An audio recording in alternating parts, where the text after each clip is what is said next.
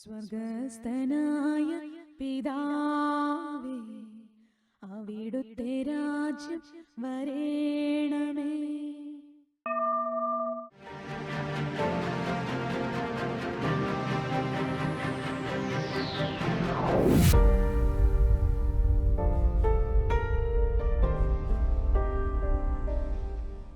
ദൈവമായ കർത്താവ് ഇന്ന് നമ്മളെ ഓർപ്പിക്കുന്നത് നമ്മളുടെ ആത്മാവിൻ്റെ കാര്യത്തിൽ അതിതീഷ്ണതയോടെ പ്രവർത്തിക്കുന്ന ദൈവത്തിൻ്റെ ഒരു ഇടപെടൽ.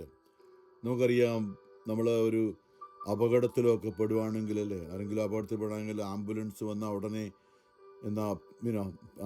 അപകടത്തിൽപ്പെട്ടിരിക്കുന്ന ആളിനെ ആദ്യം നോക്കും, പൾസ് ഉണ്ടോ, അല്ലെങ്കിൽ എന്താണ് സിറ്റുവേഷൻ. നമുക്കറിയാം ആ വ്യക്തിയുടെ തലച്ചോറിൻ്റെ പ്രവർത്തനം നിലനിർത്താൻ വേണ്ടി, അല്ലെ ഹാർട്ടിൻ്റെ പ്രവർത്തനം നിലനിർത്താൻ വേണ്ടിയിട്ടുള്ള കുറേ കാര്യങ്ങളുണ്ട്. അതാണ് ആദ്യം ചെയ്യുക. ആദ്യം നോക്കുന്നത് പൾസ് ഉണ്ടോ, ഓക്സിജൻ വേണമെങ്കിൽ അത് കൊടുക്കുന്നു, പെട്ടെന്ന് നമ്മൾ ഹോസ്പിറ്റലിൽ കൊണ്ട് ആ ഒരു രീതി. അപ്പോൾ ദൈവം നമ്മളുടെ ജീവിതത്തിൽ എപ്പോഴും നോക്കുന്നത്, ഒരു ആംബുലൻസ് വന്നിട്ട് പ്രൈമറി കെയർ വന്ന് ഡോക്ടറോ അല്ലെങ്കിൽ ഫിസിഷ്യനോ ആരെങ്കിലും ആ ആളിൻ്റെ പൾസ് നോക്കുന്നു, അല്ലെങ്കിൽ ശ്വസിക്കുന്നുണ്ടോ എന്ന് നോക്കുന്നു, ഹാർട്ട് അടിക്കുന്നുണ്ടോ എന്ന് നോക്കുന്നു.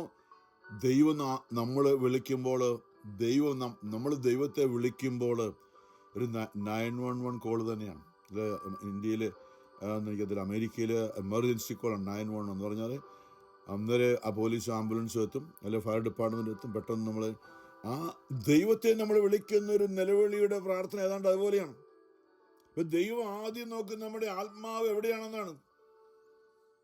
നമ്മളത് അറിയണം. പല കാര്യങ്ങൾക്ക് വേണ്ടി നമ്മുടെ ജീവിതത്തിൽ ദൈവത്തെ അറിയാതെ പോയിട്ട് തകർന്ന് തരിപ്പണമായി ജീവിതത്തിൽ നിലവിളിച്ച് കരയുമ്പോൾ, ഒരുപക്ഷെ നമ്മുടെ ഭൗതികമായ കാര്യത്തിന് വേണ്ടി ആയിരിക്കാം, സാമ്പത്തിക തകർച്ചയായിരിക്കാം, മക്കളുടെ ഭാവിയായിരിക്കാം, അല്ലെങ്കിൽ കുടുംബത്തിൽ എന്തെങ്കിലും പ്രശ്നമായിരിക്കാം, ജീവിത നിരാശയായിരിക്കാം, ഡിപ്രഷനായിരിക്കാം.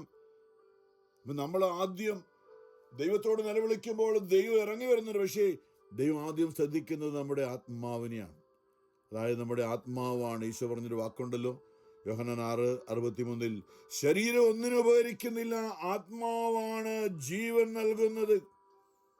ഇത് തന്നെയല്ലേ അല്ലേ, ആംബുലൻസ് വരുമ്പോൾ നോക്കുന്നത് നമ്മുടെ ഹാർട്ട് ശരിയാണോ, പൾസ് ഉണ്ടോ. ഇത് വലിയൊരു മേഖലയാണ് പ്രിയമുള്ളവർ. ഇപ്പം പലപ്പോഴും നമ്മളത് അറിയാതെയാണ്.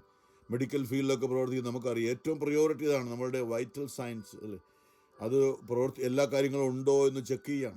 ഇല്ല, അതിനുവേണ്ടിയുള്ള സംവിധാനമാണ് ചെയ്യുക. ഇപ്പോൾ കൈ മുറിഞ്ഞു, അത് ശരിയാ, കാര്യമൊക്കെ ഉണ്ട്. പക്ഷെ ജീവൻ നിലനിർത്താൻ വേണ്ടിയിട്ടുള്ള കാര്യങ്ങളാണ് ആദ്യം ഒരു ചെയ്യാം. ഇതുപോലെ തന്നെയാണ് ദൈവം. നാം വിളിക്കുമ്പോൾ ദൈവം ആദ്യം നോക്കുന്നത് നമ്മുടെ ആത്മാവിന് ജീവനുണ്ടോ എന്ന് പറഞ്ഞാൽ, ആത്മാവ് ദൈവത്തോടൊപ്പമാണ്, ആത്മാവിൽ ദൈവിക സാന്നിധ്യമുണ്ടോ എന്നാണ്.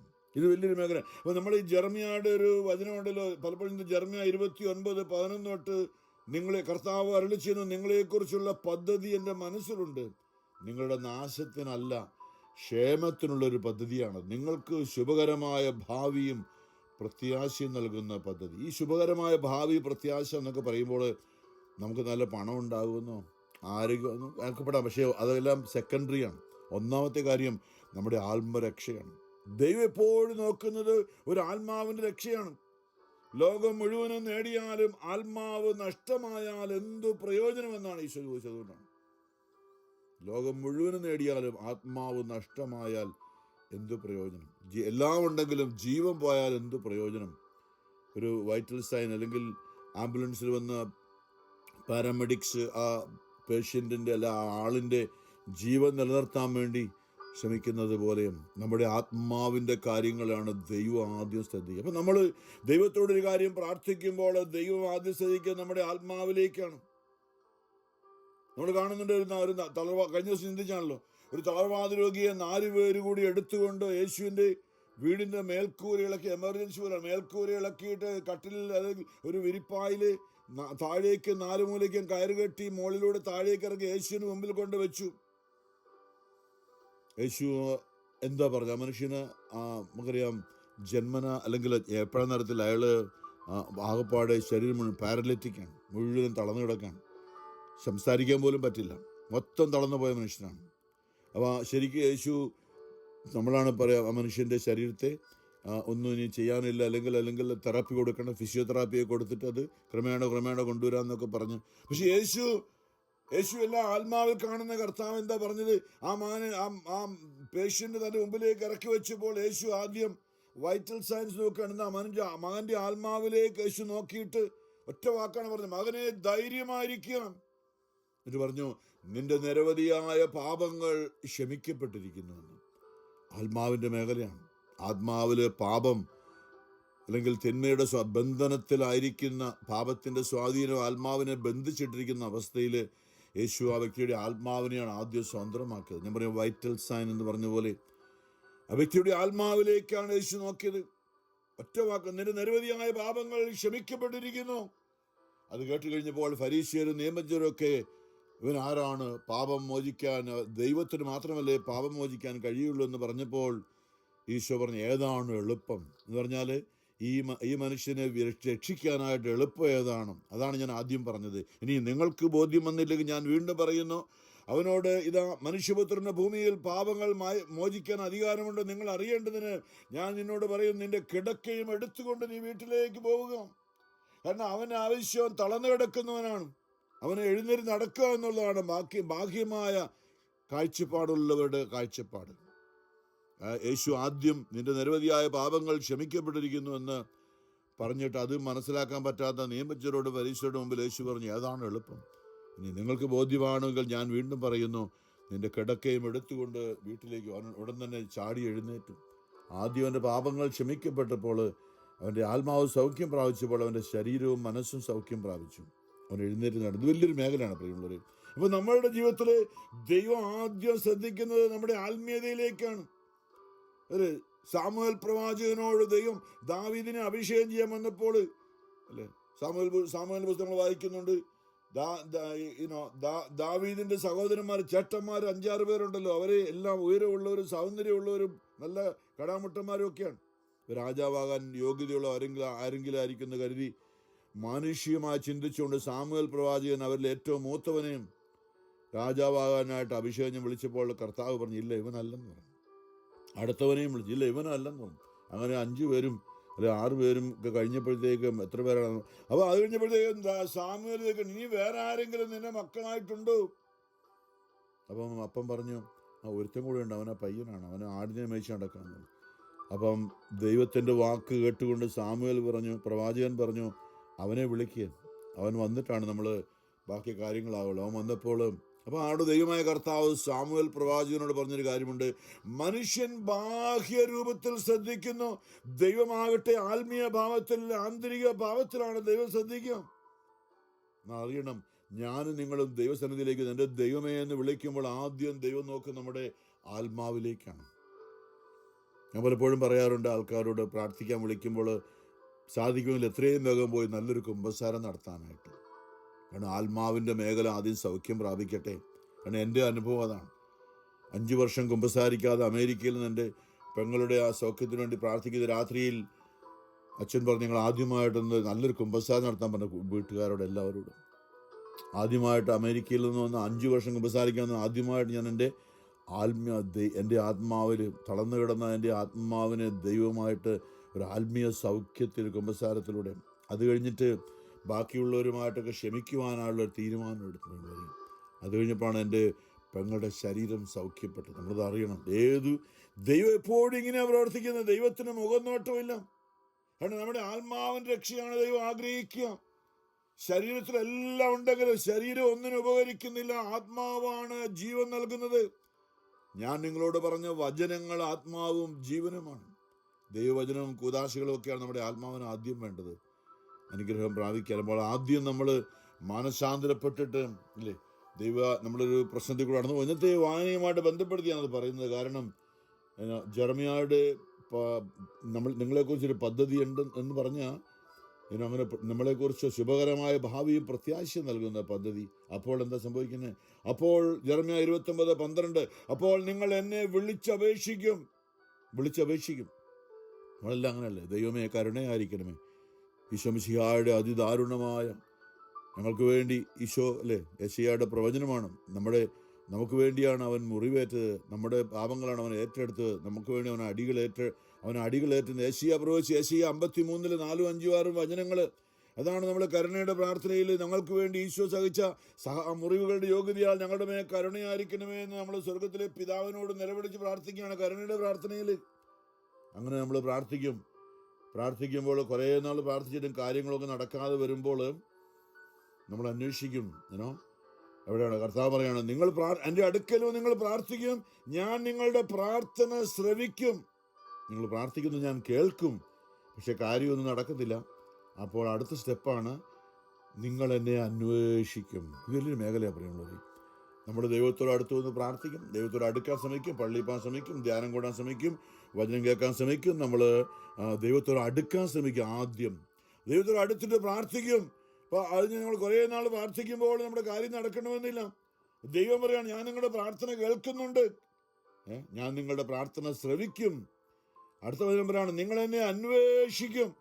അല്ലേ, എന്തുകൊണ്ടാണ് ദൈവം എൻ്റെ പ്രാർത്ഥന കേൾക്കാത്തതെന്ന് അന്വേഷിക്കും. അപ്പോൾ എവിടെയെങ്കിലും വചനം കിട്ടും. എന്താ ഇവിടെ വചനം പറഞ്ഞത്?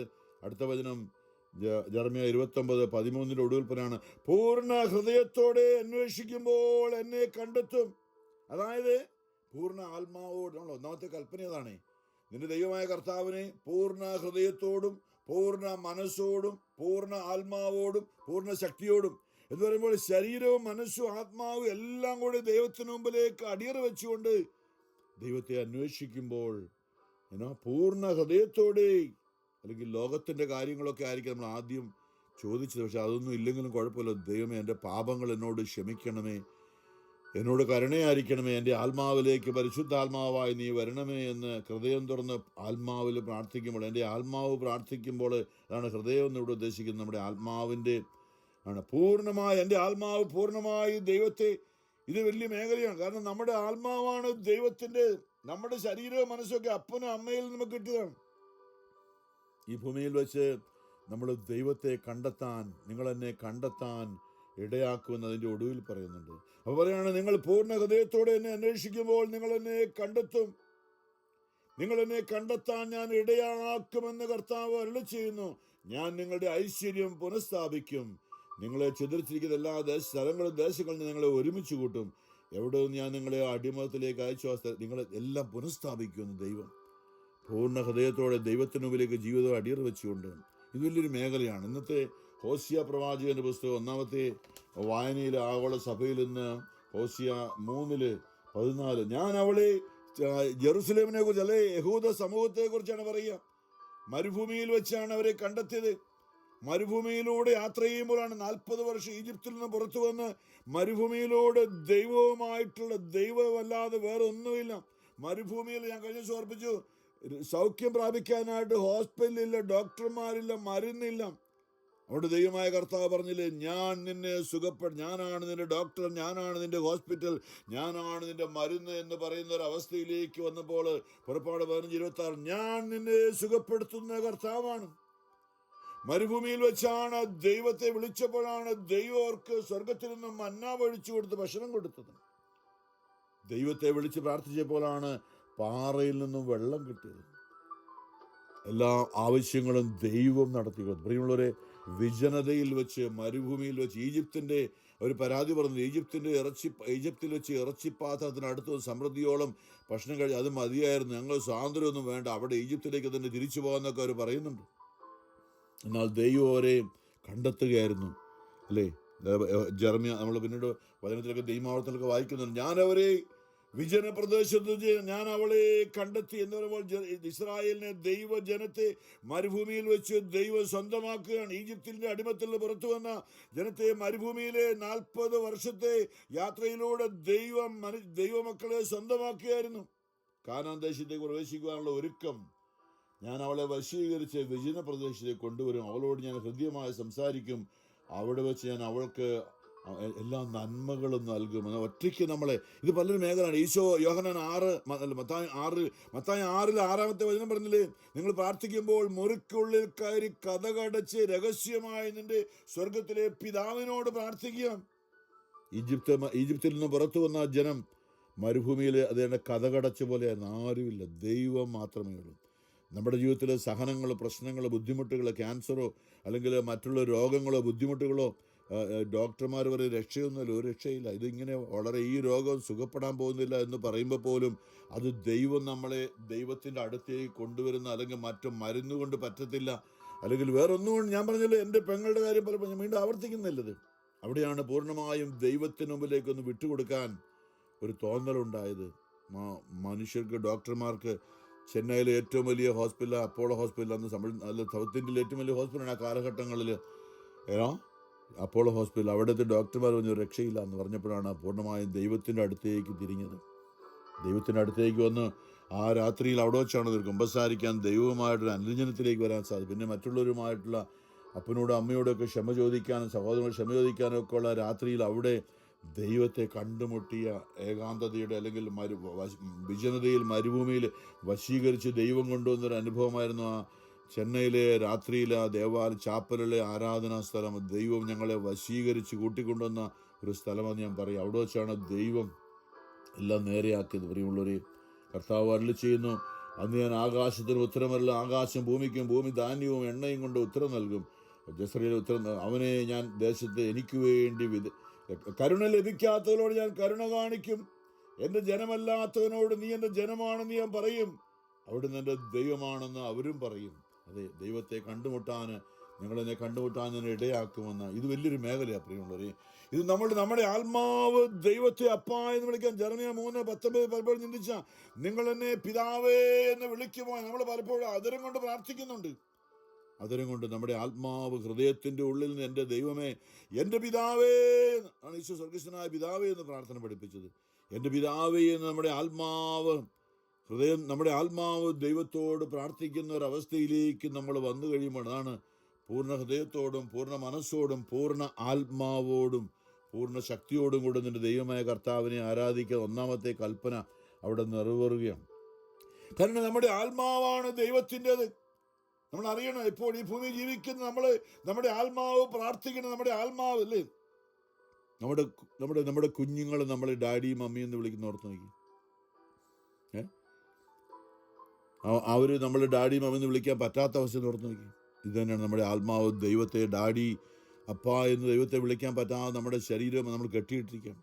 എന്തെങ്കിലുമൊക്കെ ദുശീലം കൊണ്ട്, അല്ലെങ്കിൽ ഡിപ്രഷൻ, നിരാശ, കുറ്റബോധം, ആന്തരിക മുറിവുകൾ, വാശി, വൈരാഗ്യം, വിദ്വേഷം, വെറുപ്പ്. നമ്മുടെ ആത്മാവ് ബന്ധിക്കപ്പെട്ട് കിടക്കുക. ബന്ധിതർക്ക് മോചനം നൽകാൻ ഈശോ പറഞ്ഞതാണ്. നമ്മുടെ ആത്മാവിൽ ഏതെങ്കിലുമൊക്കെ കുത്തി നിറച്ചിട്ട് നമ്മുടെ ആത്മാവിന് ദൈവത്തിൽ ആശ്രയിക്കാൻ, ദൈവത്തെ വിളിക്കാൻ പറ്റാത്ത അവസ്ഥ, ഇനി ജീവിച്ചൊരു കാര്യമൊന്നുമില്ല, മരിച്ചാൽ മതി എന്നൊക്കെ പിശാച് പറയുമ്പോൾ പോലും നമ്മുടെ ആത്മാവിന് ദൈവത്തെ ഡാഡി അപ്പാ എന്ന് വിളിക്കാൻ ഉള്ളിൽ ആഗ്രഹിക്കുന്ന ഒരു ആത്മാവ് നമുക്കുണ്ട്. അതാണ് സങ്കീർത്തനം 42 അല്ലേ, ദാവീദ് പറഞ്ഞാണ്, നീർച്ചാൽ തേടുന്ന മാൻപേടയെ പോലെ ദൈവമേ എൻ്റെ ഹൃദയം അങ്ങയെ തേടും. ഹൃദയം എന്ന് പറയുന്ന ആത്മാവാണ്.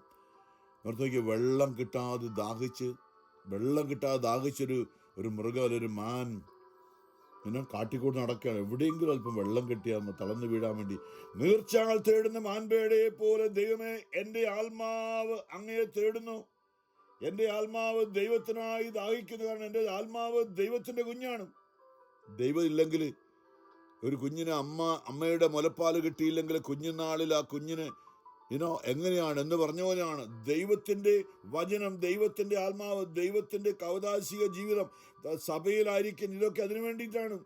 പാല് പോലെയാണ് ദൈവവചനം. കുഞ്ഞുനാൾ നമുക്ക് പൗലോസ് പറഞ്ഞില്ലേ, നിങ്ങൾക്ക് ഇപ്പോഴും പാലാണ് ആവശ്യമെന്ന്. ദൈവവചനം. അപ്പോൾ നമ്മുടെ ആത്മാവ് ദൈവത്തിന്, വേറൊന്നിനുമല്ല. നമ്മുടെ ശരീരം മറ്റു പലതിനു വേണ്ടി ദാഹിക്കുമ്പോൾ നമ്മുടെ ആത്മാവ് ദൈവത്തിന് വേണ്ടി ദാഹിക്കുകയാണ്. എൻ്റെ ഹൃദയം ദൈവത്തിനാണ് ദാഹിക്കുന്നത്. ജീവിക്കുന്ന ദൈവത്തിന് വേണ്ടി തന്നെ. എപ്പോഴാണ് എനിക്ക് ദൈവസന്നിധിയിലെത്തി അവിടുത്തെ കാണാൻ കഴിയുക? രാപ്പകൽ കണ്ണുനീരിൻ്റെ ഭക്ഷണമായി എവിടെ നിന്റെ ദൈവം എന്ന് ഓരോരുത്തരും നിരന്തരം എന്നോട് ചോദിച്ചു. സാത്താൻ നമ്മളെ പീഡിപ്പിക്കുകയാണ്. നിന്റെ ദൈവം എവിടെയാണ്? നിന്റെ ദൈവം തിന്മ നമ്മളെ കെട്ടിയിട്ടുകൊണ്ട് നമ്മുടെ ശരീരവും മനസ്സല്ല. പ്രാർത്ഥന ആരംഭിച്ചപ്പോൾ ഓർപ്പിച്ചൊരു കാര്യമുണ്ടല്ലോ, നമ്മുടെ ശരീരവും മനസ്സും കൂടെ എഗ്രി ചെയ്താലേ നമ്മുടെ ആത്മാവിനെ പ്രാർത്ഥിക്കാൻ പറ്റുള്ളൂ. ആരാധന എന്ന് പറഞ്ഞാൽ അതുകൊണ്ടാണ്. നമ്മുടെ ശരീരവും മനസ്സും നമ്മുടെ ആത്മാവിനോട് സഹകരിക്കുന്ന ഒരു മേഖലയ്ക്കാണ് ആരാധന എന്ന് പറയുന്നത്. നമ്മുടെ ആത്മാവ് ദൈവത്തെ വിളിക്കുന്നതാണ് പ്രാർത്ഥന, അതരം കൊണ്ടല്ല. ഈ ജനം അതരം കൊണ്ട് മാത്രം എന്നെ ആരാധിക്കുന്നത് ദൈവം പറഞ്ഞതാണ്. അപ്പൊ നമ്മള് ശരീരവും മനസ്സും, അല്ലെ, നമ്മുടെ ശരീരം പള്ളിയിൽ പോകാനായിട്ട് നമ്മുടെ ശരീരവും മനസ്സും തീരുമാനമെടുത്ത് പള്ളിയിൽ വന്ന് മുട്ടുകുത്തി ദൈവസന്നിധിയിലേക്ക് ജീവിതം അടിയറ വയ്ക്കുമ്പോഴാണ് എൻ്റെ ആത്മാവിന് പ്രാർത്ഥിക്കാൻ പറ്റുക. എൻ്റെ ശരീരവും മനസ്സും ഒന്ന് സമ്മതിക്കാതെ എൻ്റെ ആത്മാവിന് പ്രാർത്ഥിക്കാൻ പറ്റില്ല.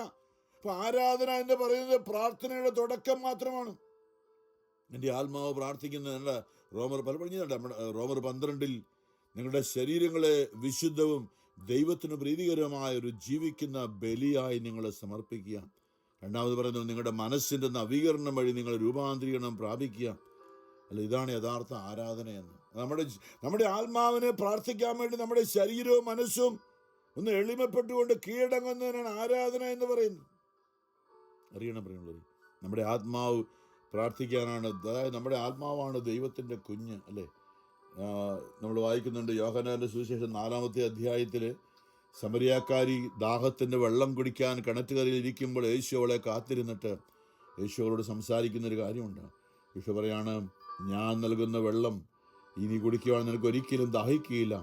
അപ്പോൾ അവൾ പറഞ്ഞു, അത് നിത്യജീവനിലേക്ക് നിർഗളിക്കുന്ന അരുവിയാകുക വെള്ളമെന്ന്. അപ്പോൾ അവൾ പറഞ്ഞു, ആ ജലം എനിക്കും തരിക, മേലിൽ എനിക്ക് ദാഹിക്കുകയില്ലല്ലോ, വെള്ളം കോരാൻ ഞാൻ ഇവിടെ വരികയും വേണ്ടല്ലോ. യേശു പറഞ്ഞു, നീ ചെന്ന് നിന്റെ ഭർത്താവിനെ കൂട്ടിക്കൊണ്ടുവരിക. അതായത് അവളുടെ ജീവിതത്തിലെ പ്രശ്നം അതായിരുന്നു. അവളുടെ ജീവിതത്തിലെ പ്രശ്നം എന്ന് പറഞ്ഞാൽ ഭർത്താവുമായിട്ട് 1, 2, 3, 4, 5 പേരുമായിട്ട് പിണങ്ങി ഉടക്കിപ്പോയി ആകപ്പാടെ നിരാശയും വിദ്വേഷവും വെറുപ്പുമായി കഴിയുകയാണ്. ആ ഒരു മേഖല അവളുടെ മുമ്പ് യേശുവിന് മുമ്പിലേക്ക് കൊടുക്കാനായിട്ട് യേശു പറയുകയാണ്. ആ മേഖല വിട്ടുകൊടുത്തു കഴിഞ്ഞപ്പോൾ ഇപ്പോൾ അവൾ നമുക്കറിയാം അവളുടെ ജീവിതത്തിലുള്ള കാര്യം യേശു പറഞ്ഞു കഴിഞ്ഞപ്പോൾ, നിനക്ക് 5 ഭർത്താക്കന്മാരുണ്ടായിരുന്നു, എനിക്ക് ഭർത്താവൊന്നും ഇല്ല എന്ന് അവൾ ഒറ്റവാക്കി പറഞ്ഞു. ശരിയാണ് ഈശോ, ഇപ്പോഴുള്ള നിൻ്റെ ഭർത്താവല്ല, ഇപ്പോൾ ഒരുത്തനുണ്ട്, അവൻ്റെ കൂടെ ബോയ് ഫ്രണ്ടാണ്. അപ്പോൾ ഇത് കേട്ട് കഴിഞ്ഞപ്പോൾ അവൾ പറഞ്ഞു, നീ ഒരു പ്രവാചകനാണ്. ഞങ്ങളുടെ പിതാക്കന്മാർ ഈ മരുഭൂമിയിൽ ആരാധന നടത്തി, എന്നാൽ യഥാർത്ഥ ആരാധന ഇവള് സമരിയാക്കാരിയാണ്. യഹൂദർക്ക് രണ്ടും ചേർന്നില്ല. അപ്പോൾ യഹൂദർ പറയുന്നത് യഥാർത്ഥ ആരാധന ജെറുസലേമിലാണ്, സമരിയാക്കാർ സമരിയായിലെ മലയിലാണ്. നമുക്ക് 2ആയിട്ട് തിരിഞ്ഞു. സോളമന് ശേഷം സമരിയായും, അല്ലേ, യൂദായ ഗോത്ര സമയത്ത് 2ആയിട്ട് തിരിഞ്ഞപ്പോൾ അവിടെ ഒരു തർക്കമുണ്ട്.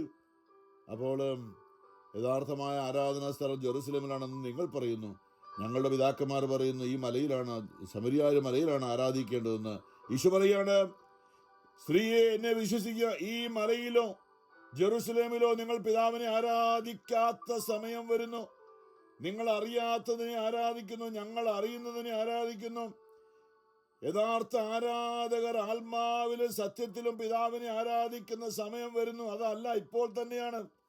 യഥാർത്ഥത്തിൽ അങ്ങനെയുള്ള ആരാധകരെയാണ് പിതാവ് അന്വേഷിക്കുന്നതും. ദൈവം ആത്മാവാണ്, അവിടുത്തെ ആരാധിക്കുന്നവർ ആത്മാവിലും സത്യത്തിലുമാണ് ആരാധിക്കേണ്ടത്. എല്ലാം അടങ്ങിയിട്ടുണ്ട്. ഈശോ പറയാണ്, നമ്മൾ ആ മലയിൽ പോയിട്ട് അവിടെയല്ല, ഈ മലയിൽ പോയിട്ട് ഇവിടെയല്ല, ജെറുസലേമിൽ പോയിട്ടല്ല. അതൊന്നൊക്കെ നല്ലതാണ്. നമ്മുടെ ആത്മാവ് കൊണ്ട് ദൈവത്തെ അബ്ബാ എന്ന് വിളിക്കുന്ന ഒരു ആരാധനയാണ്. ആത്മാവ് ദൈവത്തെ അബ്ബാ എന്ന് വിളിക്കുന്നു. ജെറമ്യാ 3:10, നിങ്ങൾ എന്നെ പിതാവേ എന്ന് വിളിക്കുമോ എന്ന് ഞാൻ എത്ര നാളായി കാതോർത്തിരിക്കുന്നു. പിന്നെയുള്ളവർ ഇതാണ് പറഞ്ഞത്, ഞാൻ സഹനങ്ങളിലൂടെ കൊണ്ടുപോകുമ്പോൾ, പ്രത്യേകിച്ചും ഇന്ന് സുവിശേഷം നമ്മളെ ഓർപ്പിക്കുന്നത് ഇത് മത്തായി 9-ാമത്തെ അധ്യായത്തിൽ 2 കാര്യങ്ങളാണ്, 18 ഉള്ള വചനങ്ങളാണ്. രക്തസ്രാവക്കാരിയും ഭരണാധിപതി ജായിറോസിൻ്റെ മകളെ അവൻ സംസാരിച്ചുകൊണ്ടിരിക്കുമ്പോൾ ഒരു ഭരണാധികാരി ജായിറോസ് അവനെ സമീപിച്ചു, താണു വണങ്ങിക്കൊണ്ട് പറഞ്ഞു, എൻ്റെ മകൾ അല്പം മുമ്പ് മരിച്ചുപോയി, നീ വന്ന് അവളുടെ മേൽ കൈവയ്ക്കുമെങ്കിൽ അവൾ ജീവിക്കും. യേശു ശിഷ്യന്മാർ അവനോടൊപ്പം പോയി. അപ്പം അതിന് പോകുന്ന വഴിക്കാണ് 12 വർഷമായി രക്തസ്രാവം നിമിത്തം കഷ്ടപ്പെട്ടിരുന്നൊരു സ്ത്രീ പിന്നിലൂടെ വന്ന് അവൻ്റെ വസ്ത്രത്തിൻ്റെ വിളിമ്പിൽ സ്പർശിച്ചു. അവൻ്റെ വസ്ത്രത്തിൻ്റെ വിളിമ്പിൽ നിന്ന് സ്പർശിച്ചാൽ മാത്രം മതി എനിക്ക് സൗഖ്യം കിട്ടുമെന്ന് അവൾ ഉള്ളിൽ വിശ്വസിച്ചിരുന്നു. യേശു തിരിഞ്ഞ് അവളെ നോക്കി അരുളി ചെയ്തു, മകളെ, ധൈര്യമായിരിക്കുക, നിന്റെ വിശ്വാസം നിന്നെ രക്ഷിച്ചിരിക്കുന്നു. അതായത് അവളുടെ ജീവിതത്തിൽ അവളുടെ ആരോഗ്യം പോയി, സമ്പത്തും 12 വർഷമായി. അവളിപ്പോൾ യഥാർത്ഥത്തിൽ യേശുവിനെ അന്വേഷിച്ച് യേശുവിൻ്റെ പിന്നാലെ അവൾ ദരിദ്രയായിട്ട് മാറി, രോഗിയായിട്ട് മാറി. അങ്ങനെയാണ് യേശുവിനെ അവൾ കണ്ടെത്താനായിട്ട് ആ വഴിയാത്രയിൽ വെച്ച് അവൾ യേശുവിൻ്റെ വസ്ത്രത്തിൽ തൊട്ട് കഴിഞ്ഞപ്പോൾ, ഇത് വലിയൊരു, നമ്മൾ പിന്നീട് വേറെടുത്ത് വായിക്കും, മർക്കോസിലും ലൂക്കായിലൊക്കെ വിശദമായിട്ട് പറയുന്നുണ്ട്, അതിലേക്ക് ഞാൻ പോകുന്നില്ല ഇപ്പോൾ ആ സൗഖ്യം അവളുടെ ആ അനുഭവത്തിലൂടെ, അല്ലെങ്കിൽ ജായിറോസിൻ്റെ മകള് മരിച്ചുപോയി. അപ്പോൾ അതിൻ്റെ ഇടയിലാണ് ഈ രക്തസ്രാവക്കാരി സ്ത്രീ യേശുവിനെ വസ്ത്രത്തിൽ തൊട്ട് സൗഖ്യം പ്രാപിച്ചു. അപ്പോൾ യേശു ഇതിനിടയ്ക്ക് വന്ന് വീട്ടിൽ നിന്നും ഇതിന് ആദ്യം ഒരിടത്ത് പറയുന്നത് മരിച്ചില്ല, രോഗിയായിട്ട് കിടക്കുകയായിരുന്നു. അപ്പോൾ രക്തസ്രാവക്കാരി സ്ത്രീയൊക്കെ സൗഖ്യപ്പെടുത്തി കഴിഞ്ഞ് യേശു അവിടെ നിൽക്കുക, പോകുന്നില്ല, ആരാണ് എന്നെ തൊട്ടതെന്നൊക്കെ ചോദിച്ച് നിൽക്കുന്ന സംഭവമുണ്ട്. അവസാനം ഈ സ്ത്രീ, രക്തസ്രാവക്കാരി സ്ത്രീ ഭയന്ന് വിറച്ചുകൊണ്ട് വന്ന് എല്ലാം വിസ്തരിച്ച് പറയുകയാണ്, കഴിഞ്ഞ 12 വർഷമായി ഞാൻ വലിയ ധനികയായിരുന്നു, എൻ്റെ പണം മുഴുവനും എൻ്റെ ചികിത്സയ്ക്ക് വേണ്ടി ചിലവാക്കി, ഞാനിപ്പോൾ ദരിദ്രയായി തീർന്നിരിക്കുന്നു, ആരോ എന്നോട് പറഞ്ഞു നിൻ്റെ അടുത്ത് വന്നാൽ മതി എന്ന് പറഞ്ഞ്, അങ്ങനെയാണ് ഞാൻ ആരോഗ്യക്ഷയിച്ച് നടക്കാൻ പോലും പറ്റാതെ ഇന്ന് നീ വഴിയിലൂടെ കടന്നു പോകുന്ന അറിഞ്ഞുകൊണ്ട് നിൻ്റെ വസ്ത്രം തൊട്ടാൽ മതി, എനിക്ക് സൗഖ്യം തൊട്ടു, ഞാൻ അനുഭവിക്കുന്ന എനിക്ക് സൗഖ്യമുണ്ടായി എന്ന്. പ്രിയമുള്ളവരെ, അവരുടെ ആ സഹനത്തിലൂടെ ഞാൻ നിന്നെ വിജനതയിലേക്ക് വശീകരിച്ചു കൊണ്ടുപോയി അവിടുന്ന് നിന്നെ ഞാൻ സ്വന്തമാക്കും. നമ്മുടെ രോഗങ്ങളും നമ്മളെ ഒറ്റപ്പെട്ട് നമുക്ക് ആർക്കും ഡോക്ടർമാർക്കോ മറ്റുള്ളവർക്കോ വക്കീലന്മാർക്കോ മനുഷ്യർക്ക് അസാധ്യം, എന്നാൽ ദൈവത്തിനാണ് അസാധ്യം. ആ ദൈവത്തെ ആശ്രയിക്കാനായിട്ടുള്ള ഒരു അനുഭവം നിങ്ങളെന്നെ കണ്ടെത്താൻ ഞാൻ ഇടയാക്കും. നമ്മളുടെ ജീവിതത്തിലും എന്തെല്ലാം കഷ്ടത ഇപ്പോൾ നമ്മുടെ ആത്മാവിനെ കണ്ടുകൊണ്ട് ദൈവം തന്നതല്ല, ദൈവം സാത്താൻ നമ്മളെ പീഡിപ്പിച്ചപ്പോൾ ദൈവത്തെ അനുവദിച്ചത് ഇതിലൂടെ നമ്മൾ ദൈവത്തെ അന്വേഷിക്കുമെന്നും ദൈവത്തെ കണ്ടെത്തുമെന്നും പൂർണ്ണ ഹൃദയത്തോടെ ദൈവത്തിൻ്റെ ആത്മാവ് നമ്മുടെ ആത്മാവിലേക്ക് വരുന്ന അനുഭവത്തിലേക്ക് വരുമെന്ന് അറിഞ്ഞുകൊണ്ട് മാത്രമാണ്. മനസ്സോടെയാണ് ദൈവം നമുക്ക് ഈ കഷ്ടത അനുഭവിച്ചത്. നമ്മൾ കരയുമ്പോൾ കൂടെ കരയുന്ന ഒരു ദൈവമാണ്. ഹൃദയം തുറന്ന് അവിടുത്തെ അബ്ബാ എന്ന് വിളിച്ചുകൊണ്ട് ജീവിതം പൂർണ്ണമായിട്ടും അടിയറ വിശ്വസിക്കണം. മറ്റുള്ളവരോടുള്ള വാശിയും വൈരാഗ്യവും വിദ്വേഷവും ഉപേക്ഷിക്കണം. പൂർണ്ണ ഹൃദയം അതാണ്. നമ്മുടെ ഹൃദയത്തിൽ ആരോടെങ്കിലും വെറുപ്പ് വിദ്വേഷം ഉണ്ടെങ്കിൽ നമുക്ക് പൂർണ്ണ ഹൃദയമില്ല, പകുതിയുള്ളൂ. ദൈവത്തെയാണ് എല്ലാത്തിലും ഉപരിയായി സ്നേഹിച്ചുകൊണ്ട് എല്ലാവരോടും ക്ഷമിച്ചുകൊണ്ട് പൂർണ്ണ ഹൃദയത്തോടെ ദൈവം ജീവിതം അടിയറ വയ്ക്കുമ്പോൾ നമുക്ക് എല്ലാ അനുഗ്രഹങ്ങളും, ഒന്നാമത് നമ്മുടെ ആത്മാവ് സൗഖ്യം പ്രാപിക്കും, രണ്ട് നമ്മുടെ ശരീരവും മനസ്സും ഒക്കെ സൗഖ്യം പ്രാപിക്കും. അവിടെ ഈ ജായിറോസിൻ്റെ വീട്ടിലേക്ക് യേശു വന്നപ്പോൾ അവിടെ ഈ കുഞ്ഞ് മരിച്ചു കഴിഞ്ഞപ്പോൾ ആൾക്കാരെല്ലാം ഇവനെ കളിയാക്കുന്നുണ്ട്, നീ എന്തിനാ വന്നിരിക്കുന്നവൻ മരിച്ചു എന്ന്. ഈശോ അവരെല്ലാം പുറത്താക്കിയിട്ട്, നമുക്കറിയാം വിശ്വാസം ഇല്ലാത്തവരെല്ലാം പുറത്താക്കിയിട്ട് വിശ്വാസമുള്ളവരെ മാത്രം, പത്രോസും യാക്കോബും യോഹന്നാനും മാത്രം, 3 ശിഷ്യന്മാർ അപ്പസ്തോലന്മാർ 3 പേരെ മാത്രം, പിന്നെ കൊച്ചിൻ്റെ അപ്പനും അമ്മയും മാത്രം കൂട്ടിക്കൊണ്ട് ആ മുറിക്കുള്ളിൽ കയറി കതകടച്ചു. ഇത് ഹോസിയ പറഞ്ഞതുപോലെ വിജനതയിലേക്ക് അല്ലെങ്കിൽ ഈ തകർച്ചയിലേക്ക് ഈ കുടുംബത്തെ യേശു കൂട്ടിക്കൊണ്ട് വന്നിട്ട് യേശു ആ മുറിക്കുള്ളിക്കാരി അപ്പനും അമ്മയും ഈ പത്രോസ് യാക്കോബ് യോഹന്നാനുമായിട്ട് നിൽക്കുമ്പോൾ ആ വിശ്വാസമുള്ളവരെ നോക്കി യേശു ആ കുഞ്ഞിന്റെ നേരെ നോക്കിയോട് പറഞ്ഞു, തലീതാക്കും ബാലികേ നീ എഴുന്നേക്കുക എന്ന് പറഞ്ഞപ്പോൾ, സൃഷ്ടിച്ചവൻ ജീവൻ നൽകാൻ അധികാരമുള്ളവൻ പറഞ്ഞപ്പോൾ ആ കുഞ്ഞ് എഴുന്നേറ്റിരുന്നു. ഇന്നും ജീവിക്കുന്നു യേശു ക്രിസ്തു. എല്ലാ അധികാരവും മനുഷ്യർക്ക് അസാധ്യമെന്നാൽ ദൈവത്തിനെല്ലാം സാധ്യം. നമ്മൾ ഒരുമിച്ച് കൂടുമ്പോൾ 2 3 പേർ എൻ്റെ നാമത്തിൽ ഒരുമിച്ച് കൂടുമ്പോൾ അവിടെ കടന്നു വരുന്ന ഈശോ വാക്ക് നൽകിയത് നമുക്ക് മനുഷ്യരായ നമുക്ക് അസാധ്യമാണ്. എല്ലാം സാധ്യമായ ദൈവം കടന്നു വരികയാണ്. ദൈവകാരുണ്യത്തിൽ ജീവിക്കുന്ന ഈശോ നമ്മുടെ കൂടെയുള്ളത്, നമ്മുടെ കൂടെ ആയിരിക്കുന്ന ഈ ഭൂമിയിൽ നമുക്കൊന്നും സാധ്യമല്ല. നമ്മൾ വെറും മനുഷ്യരെന്ന് അറിഞ്ഞുകൊണ്ടാണ് ദൈവം തന്നെ നമ്മുടെ ഇടയിൽ, നമ്മുടെ ദൈവം ഇതാ നമ്മോടുകൂടെ ഈ അൾത്താരയിൽ, ഈ ബലിവേദിയിൽ. പരിശുദ്ധ പരമാ ദൈവകാരുണ്യനാഥനായ ഈശോയ്ക്ക് എന്നേരവും ആരാധനയും സ്തുതിയും പുകഴ്ചയും ഉണ്ടായിരിക്കട്ടെ.